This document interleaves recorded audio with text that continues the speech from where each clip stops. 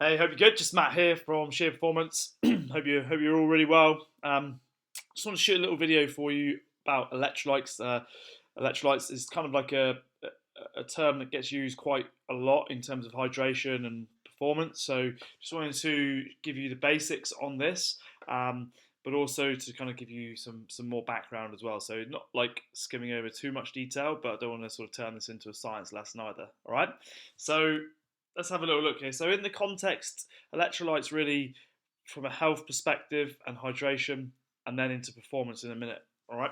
So just so we're all aware, like our bodies are between 55 and 60% water. Okay. We have a mixture of what we call intracellular and extracellular fluid, which basically means fluid inside our cells and fluid outside our cells. That's how things pass through. Okay.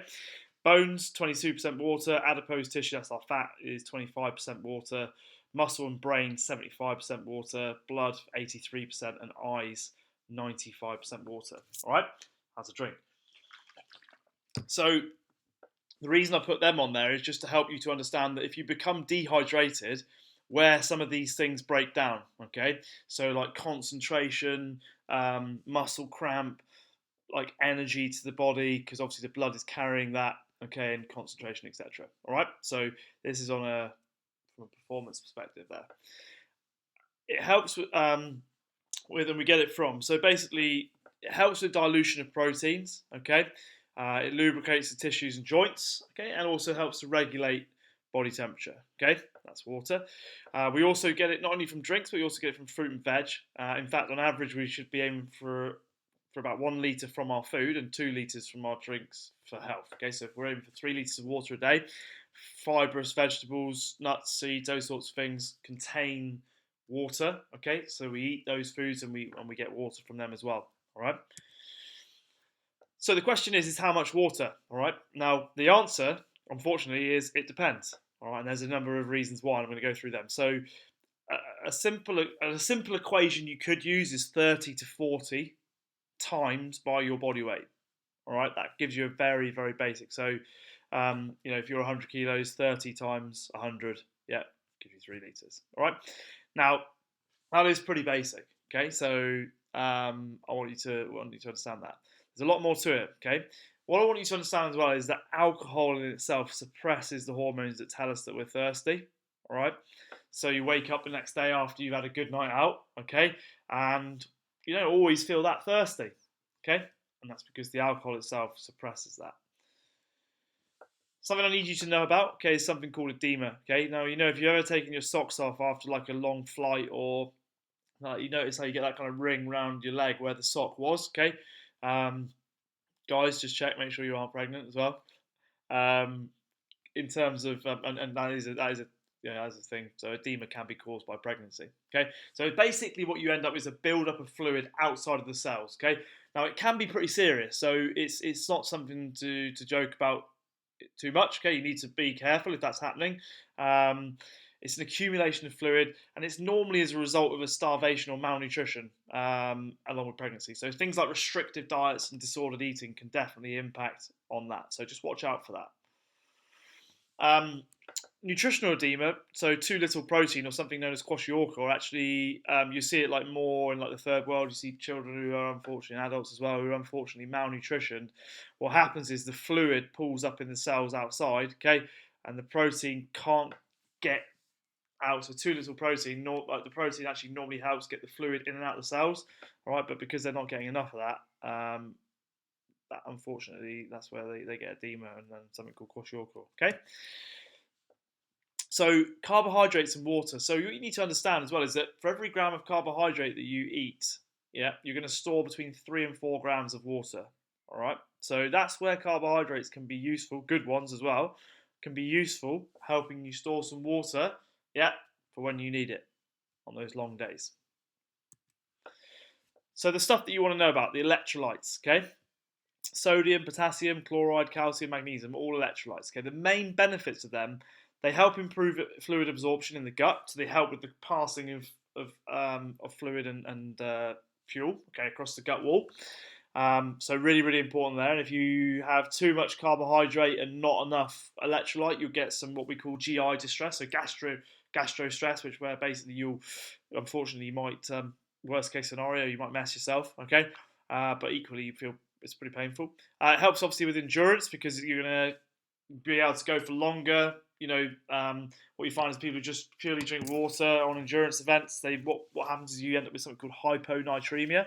Hyponatremia is basically where the cell is flooded with water. Okay, in a sense. Okay, and those minerals that we rely on for muscle contraction, extraction, and delivery of fuel to the area can't work properly. Okay, so that's where the electrolytes are really beneficial there. They also help with glucose and glycogen synthesis. So that's the ability to get fuel that's stored, okay, and get it into the bloodstream, okay, for use.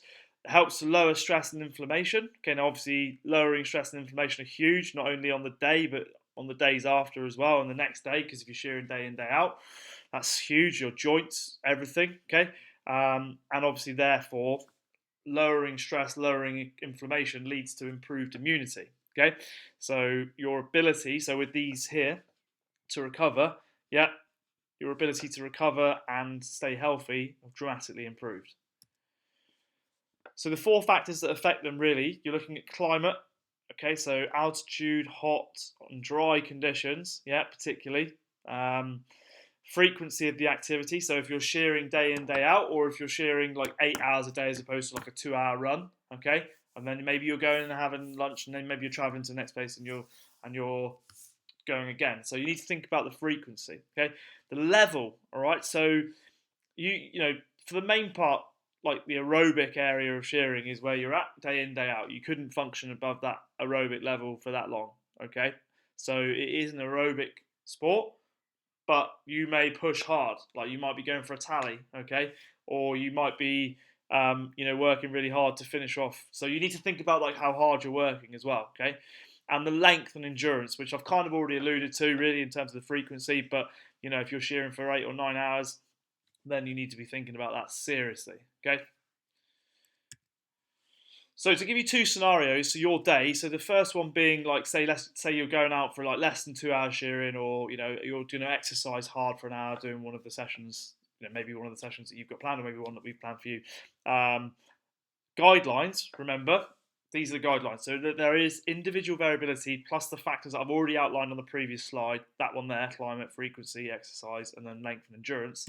Okay, we need to consider those, all right, around these general guidelines. So the pre on that sort of scenario, so you're going to just do a couple of hours, or you're going to train 1/4 to 1/2 litre of fluid before. Okay, during 1/2 litre to 1 litre per hour. Yeah, so therefore, if we're only exercising for an hour here, we're going to be okay.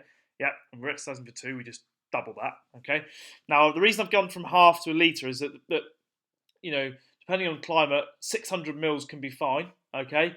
And equally a litre can be necessary as well. All right, and we would split that down across the hour, not just in one go, obviously. All right.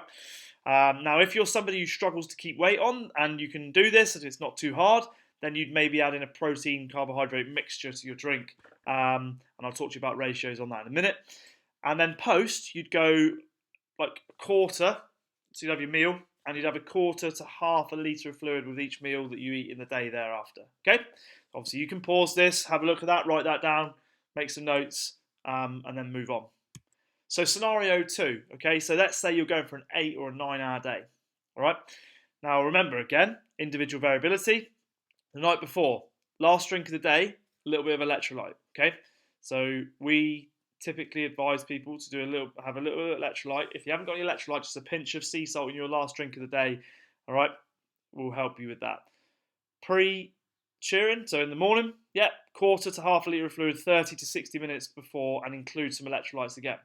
Okay, now during, again, same rules apply, 600 mils to 1 litre per hour, depending on climate and all the things we've discussed. Again, at lunchtime and in the smokos, if you're somebody who struggles to keep weight on, you might want to drink some liquid carbohydrate protein, get it in there. And the ratio, which I mentioned on the previous slide, 30 to 45 grams of carbs and 15 grams of protein, right? So this is coming in the form of a protein, like a powder, right? This is just about getting calories in and making sure that we are making sure we're getting protein in there to help the recovery. Now, post, okay, so in terms of your electrolytes again, with your meal, you're having your meal and a quarter to half a litre of fluid with every meal after you finish urine. All right? Pause it, write down what you need to write down. If you want recommendations on electrolytes, so the one that I use, okay, and the one that I've recommended to my clients, okay, has been Precision Hydration, okay, precisionhydration.com. And if you want, you can use the discount code that we managed to get for Sheer Performance Group, which is just there. So it's STC-TPC. All right. Any questions on that, do let me know. Otherwise, any comments are welcome. I'd love to know how you get on with it, and I hope it's really useful to you. All right. Take care.